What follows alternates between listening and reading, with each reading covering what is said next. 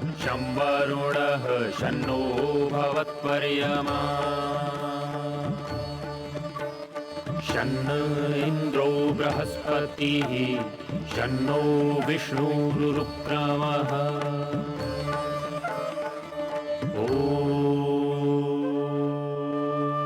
शांति शांति शांति।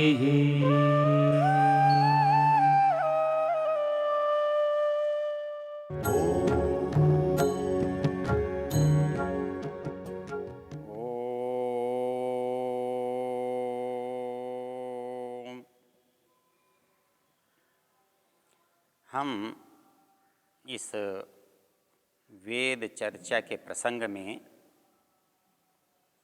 एक नए संदर्भ को प्रारंभ करने जा रहे हैं। वैसे तो वेद की उपस्थिति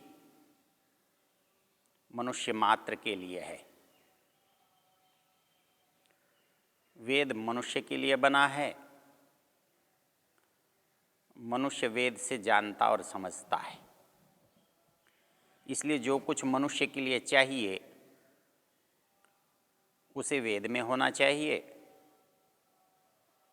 और जो कुछ वेद में है उसे मनुष्य के उपयोगी होना चाहिए। क्योंकि वेद और मनुष्य एक दूसरे के लिए बने हुए हैं। क्योंकि ये सारा संसार और मनुष्य दोनों उपस्थित हैं, लेकिन यदि उसके साथ ज्ञान न हो तो उसका कर्म बनेगा ही नहीं। बनेगा तो निरर्थक बनेगा, उससे जीवन का उद्देश्य पूरा नहीं होगा। इसलिए ज्ञान के रूप में वेद हमारा सदा का साथी है।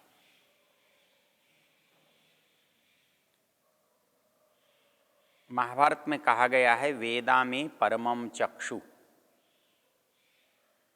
वेदा में परमं बलम, वेदा में परमं धाम, वेदा में ब्रह्म चोत्तमम। वेद को चक्षु कहा है। इसकी हम पहले चर्चा कर चुके हैं। वहाँ पर मनु की दृष्टि में वेद का क्या महत्व है हमने देखा है। हमने वहाँ ये भी देखा है कि मनु ने भी वेद को चक्षु कहा है, आँख कहा है। पितृदेव मनुष्याणाम वेदश्चक्षु सनातन। संसार में जो भी बुद्धिमान लोग हैं उनकी जितनी भी श्रेणियां हैं, पितृ है, देव है, मनुष्य है, जो बड़े हैं, बुजुर्ग हैं, वरिष्ठ हैं, वे पितर हैं। जो ज्ञानवान हैं वो देव हैं, और जो सहज सामान्य बुद्धि के लोग हैं वो मनुष्य हैं।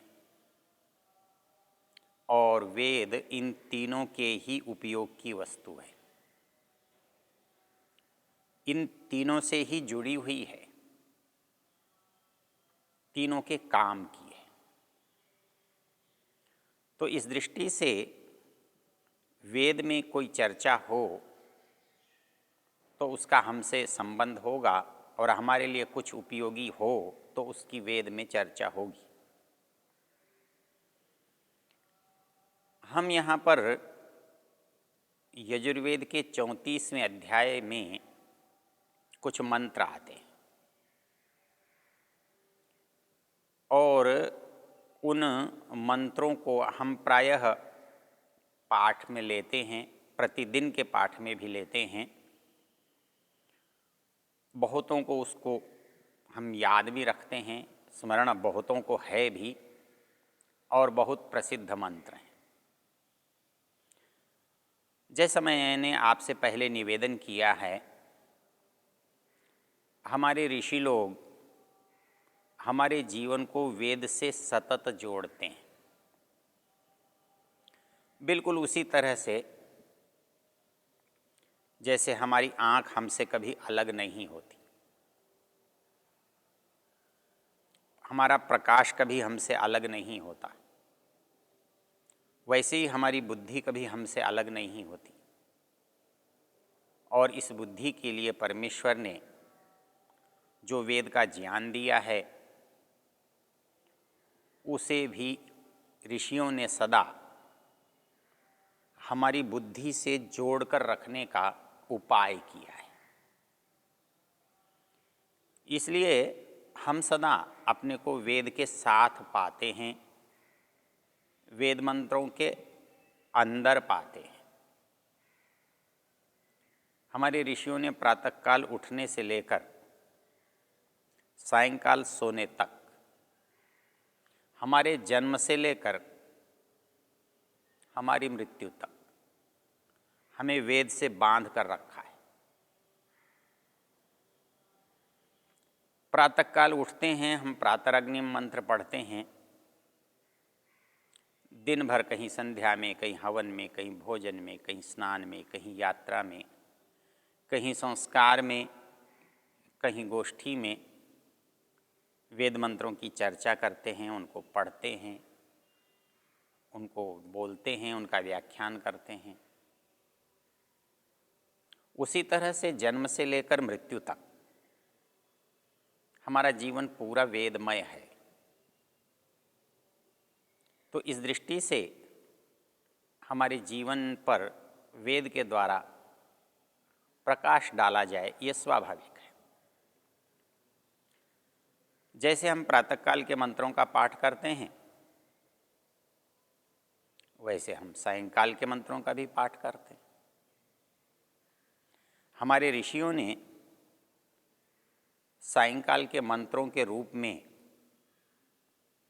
जिन मंत्रों का विनियोग किया है या जिन मंत्रों के पाठ करने का विधान किया है, वो मंत्र शिव संकल्प मंत्र कहलाते हैं।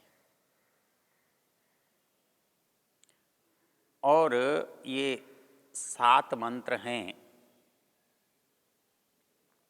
और इन 7 ही मंत्रों के अंतिम चरण में एक वाक्य है, तन्मे मनः शिव संकल्पमस्तु। इसलिए इन 7 मंत्रों का नाम भी शिव संकल्प मंत्र। ये जो शिव संकल्प मंत्र हैं, इनका महत्व, इनका अर्थ,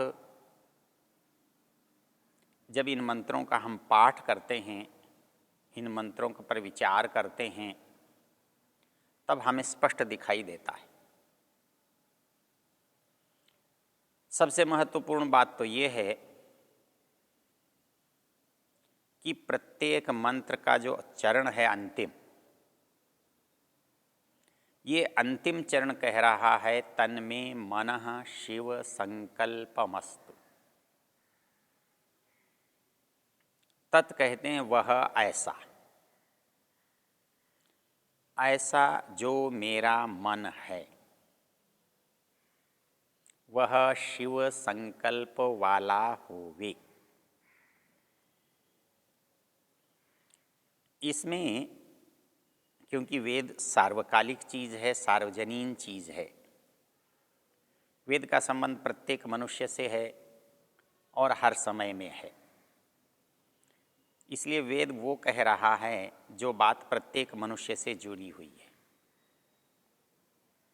अर्थात प्रत्येक मनुष्य के पास एक चीज़ है, उसका नाम मन है। हमारे पास एक चीज़ है, हमारा शरीर है। जैसे हमारे पास, प्रत्येक के पास जो हमारा है, जिनसे हमारा अस्तित्व है, जिन पर हमारा अधिकार है, ऐसी एक चीज़ हमारा शरीर है। वैसे ही हम सब के पास हमारी एक वस्तु है जो हमारी है, वो है हमारा मन। और इस मन की विचित्रता, विशेषता, योग्यता हम में से बहुत कम लोग जानते हैं। या तो वो लोग जानते हैं जो मनोविज्ञान के विशेषज्ञ होते हैं, या वो लोग जानते हैं जो अध्यात्म के पथिक होते हैं। क्योंकि मन का उपयोग होता तो दुनिया में भी है और दुनिया से बाहर भी है, लेकिन जब हम दुनिया में करते हैं तो वह हमारे लिए उतना अधिक लाभदायक नहीं होता, उतना अधिक उपयोगी नहीं होता जैसा होना चाहिए। इसके विपरीत जब हम उसे अपने अंदर की ओर ले जाते हैं तो वह हमारे लिए बहुत उपयोगी होता है, सिद्ध हो सकता है। ऋषि दयानंद इन मंत्रों के अर्थ के प्रसंग में एक बात कहते हैं, ये मन यदि धर्म में लगा है तो सुख देगा और अधर्म में लगा है तो दुख देगा। ये धर्म यदि शुद्ध है तो ज्ञान देगा और ये मन यदि अशुद्ध है तो अज्ञान में फंसाएगा। ये मन यदि सिद्ध है तो सफलता दिलाएगा और ये मन यदि सिद्ध नहीं है तो ये हमें पराजय की ओर ले जाएगा। एक ही मन जिसके पास सारे सामर्थ्य हैं, तो वो जो सामर्थ्य हैं हमारे मन के पास, उनको जाने बिना, उनको समझे बिना हम इसका सदुपयोग या दुरुपयोग नहीं समझ सकते। मनुष्य को जो साधन दिए हैं उनमें पहला साधन ये शरीर है, और शरीर में जो विभक्त साधन हैं, अलग अलग कार्यों के लिए जो अलग अलग साधन हैं। एक तो है शरीर जो समस्त साधनों का संग्रह है, समस्त साधनों का पिटारा है। इसके अंदर आंतरिक साधन भी हैं, इसके अंदर बहिरंग साधन भी हैं। इसके अंदर एक एक काम को करने के लिए अलग अलग साधन भी हैं और उन कामों को समेटने के लिए एक साधन भी है। तो इस समस्त साधन जो समूह के रूप में शरीर में हैं, इनके जो भाग हैं, विभाग हैं या छोटे छोटे साधन हैं, अलग अलग विषयों के लिए अलग अलग साधन हैं, उन्हें हम इंद्रियां कहते हैं। तो इस शरीर के अंदर जिनसे हम ज्ञान प्राप्त करते हैं, संवेदना प्राप्त करते हैं, उनको ज्ञानेंद्रिय कहते हैं। और जिनसे हम शरीर के कार्य संपन्न करते हैं उनको हम कर्मेंद्रिय कहते हैं। हम जिनसे ज्ञान प्राप्त करते हैं, आँख, नाक, कान, त्वचा, रसना, गंध, शब्द, ये सब हमारे ज्ञानेंद्रियां कहलाती हैं। और वाक, पाणी, पाद, पायु, उपस्थ वगैरह ये कर्मेंद्रियां कहलाती हैं। अर्थात इस शरीर में दो समूह हैं जिनको हमने 10 भागों में बांटा हुआ है, और उसमें से 5 भाग 5 काम करते हैं और 5 भाग 5 काम करते हैं। जो ज्ञान के 5 भाग हैं उनको हम ज्ञानेंद्रियां कहते हैं, और जो क्रिया के 5 काम हैं उनको कर्मेंद्रिय कहते हैं। जैसे दिखने में ये शरीर में एक हैं, किंतु कार्य की दृष्टि से भिन्न भिन्न हैं, किंतु इनका संस्थान, इनका संग्रह, इनका घर एक है। तो वैसे ही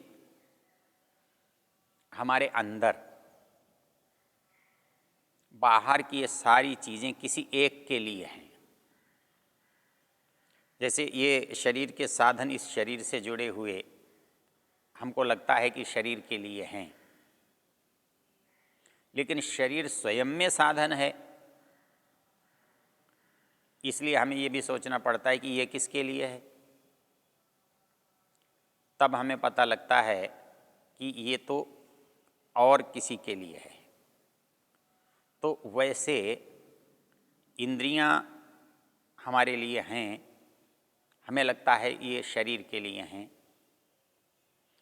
लेकिन शरीर इंद्रियों का समूह है। साधनों का समूह मिलकर साध्य नहीं बनता। जैसे सेवकों का समूह स्वामी नहीं होता, वैसे ही इस शरीर के जितनी शक्तियां हैं, सामर्थ्य हैं, इंद्रियां हैं, वो सब मिलकर इनके स्वामी नहीं हैं। तो वैसे ही जैसे बाहर की इंद्रियां हैं, परमेश्वर ने हमारे अंदर भी इनका साधनों का संग्रह किया है, और उन साधनों के संग्रह को हम जैसे बाहर इंद्रियां कहते हैं, बहिकरण कहते हैं, वैसे ही अंदर के साधनों को हम अंतःकरण कहते हैं। करण का अर्थ साधन होता है। तो जैसे बाह्यकरण इंद्रियां बाहर के साधन हैं, और वैसे ही अंतःकरण जो हैं वो अंदर के साधन हैं। तो बाहर के साधनों को हम अंदर के साधनों के लिए उपयोग में लेते हैं। तो इसलिए हमारा जो बाह्य साधन समूह है, इंद्रियों का समुदाय है, उन सब का संग्रह जहाँ होता है, उस एक अंतर इंद्रिय को मन कहते हैं। और मन ही त्वचा से जान लेता है, मन ही नेत्र से लेता है, मन ही श्रोत्र से लेता है, मन ही रसना से लेता है, मन ही घ्राण से लेता है। इस तरह से सारी इंद्रियां जाकर के अपने समस्त ज्ञान को मन को समर्पित करती हैं। इससे हमें पता लगता है कि हमारे शरीर में मन कितना महत्वपूर्ण है।